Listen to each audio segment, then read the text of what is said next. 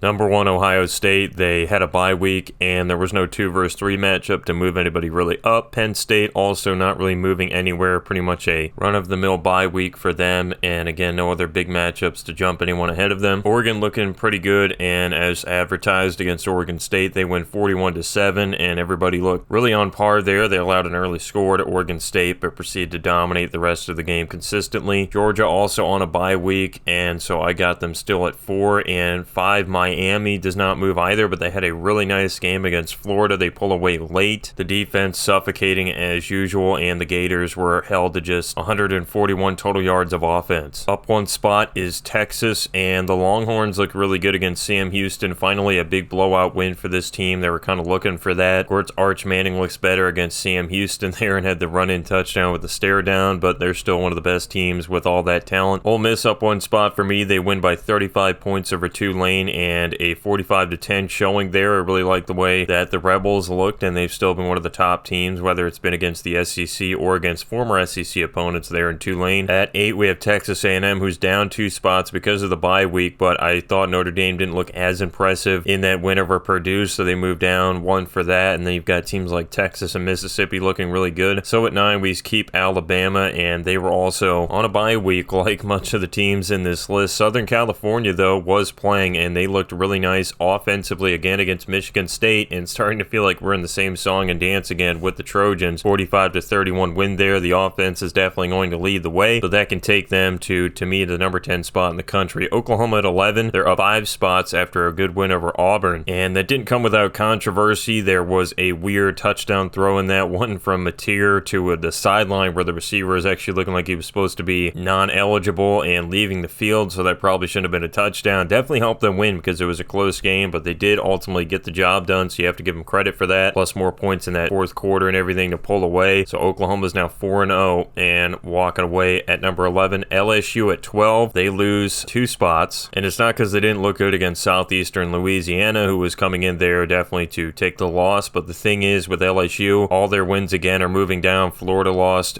big to Miami, and then after that, Clemson gets routed by Syracuse at home, so that win looks even worse as well for LSU moving forward. I have them at 12. Texas Tech jumping up 2 spots, and kind of a shame. I guess I couldn't move them more, but Texas Tech looked dominant on the road against Utah, and that was my preseason Big 12 winner, and they look off to the right start. The other big team in the Big 12 has been taken down, with the Red Raiders winning 34-10. And how about backup Will Hammond, who comes in and goes 13 for 16, throws 2 touchdowns to help spark the offense to 24 points in the fourth quarter, and that ends up helping the Red Raiders pull away. Tennessee down 2 spots. They win 56-24 against UAB. Not the worst win in the world or anything like that. The offense, again, lighting it up, but with some other decent performances ahead of them, I do jump them down a couple of spots, and hard to say we can take too much from that UAB game. Notre Dame down 1 spot after they do win against Purdue, but give up quite a few points to a team that won just a game last year. Still an encouraging showing if you're a Notre Dame fan, because they do get on the board with a win this year and can try to roll momentum from there, and if you're an Irish fan, basically have to run the table there to maybe get to the playoff. Indiana up 4 spots, and they're my number 16 team, the Hoosiers, with the biggest win probably of the entire weekend, a 63-10 victory over Illinois, and they win by 53. Really a great showing. 5 touchdowns for Mendoza as well, the quarterback, and just everything in control of the Hoosiers there. I mean, 579 total yards of offense, and it wasn't like Illinois had an amazing amount of turnovers, just 1, so that was a crazy W for Indiana. They look like they could return to the college football playoff. Auburn is down 4 spots for their loss. Again, it was kind of a tough loss there against Oklahoma, but you do have to punish when you lose, and it was also on the road in a tough situation, but they're still a top SEC team to me. I have them at 17. Missouri wins by as much as they thought they were going to win by against South Carolina, a 9.5 point spread. They win by 9 against South Carolina, and overall it was a very good showing. The rushing attack was just too much, and actually they held South Carolina to negative rushing yards, which was crazy, and a lot of that was due to their quarterback getting sacked if you're South Carolina sellers, but there was just also nothing between the tackles there against the Missouri defensive front. Michigan, another nice win. They win at Nebraska by a field goal, and their substitute coach walking away happy there, but that was pretty much what odds makers thought was going to happen, so I really put them at 19 still. Georgia Tech moves up 1 spot, and they had a nice few touchdown win over Temple at home, and so hard to almost make too much of that as they got out to such an early lead. It was just too much for Temple to overcome. Florida State State, also a big win, and they have blown all these opponents out. They've kind of been on a revenge tour to bounce back from last year. 66-10, the win over Kent State, but again, hard to make as much of that with Kent State really being one of the worst teams in the FBS. At 22, we have Vandy as they kind of move up for the teams that moved out. We'll talk about in a moment, but they also look great against Georgia State, 70-21, the winner there. And when you put up 70 points, even against a team like Georgia State, you're doing something right. They had at least 2 touchdowns in every quarter. Washington jumps into the rankings and a 59-24 win, which has really been a shocker. Washington State starts 2-0. They were handling business. Then they lose by 49 against North Texas and give up another 59 against Washington. So that defense is definitely a concern. I'm not sure what they're going to do there if you're a Wazoo fan. Brigham Young also jumps into my rankings. They were a bubble team, but the Cougars win 34-13 at East Carolina. Not an easy situation, honestly, but they forced 2 turnovers there against the quarterback of East Carolina, and now they're 3-0, and they get their road win, so I have to give them some big credit for that. And Texas Christian coming into 25, they were not rated last week, but they win against SMU, who was a good ACC opponent and made the playoff last year, 35-24, 5 touchdowns for Hoover, the quarterback, and the offense looks like it is really rolling. So the drop teams, we had Utah at 17, but they took such a big loss against Texas Tech. They're out. Clemson also out at 23 as they look to be potential bottom half ACC team right now. Illinois, the third team to be dropped. They were at number 24, but they took a huge loss against Indiana. And the new teams are 23, 24, and 25 with Washington in there, Brigham Young, and Texas Christian. The bubble teams, I have Mississippi State, Iowa State, Kansas, Arizona State, Maryland, Utah, and Illinois. All these teams could eventually make their way back into the top 25 with some good wins, but they will have a little work to do. But these are my top 25 teams in college football after week 4. Drop some comments and a like down below. If you have any thoughts, feel free to subscribe if you like content like this. Thanks for watching. Stay tuned for the next video.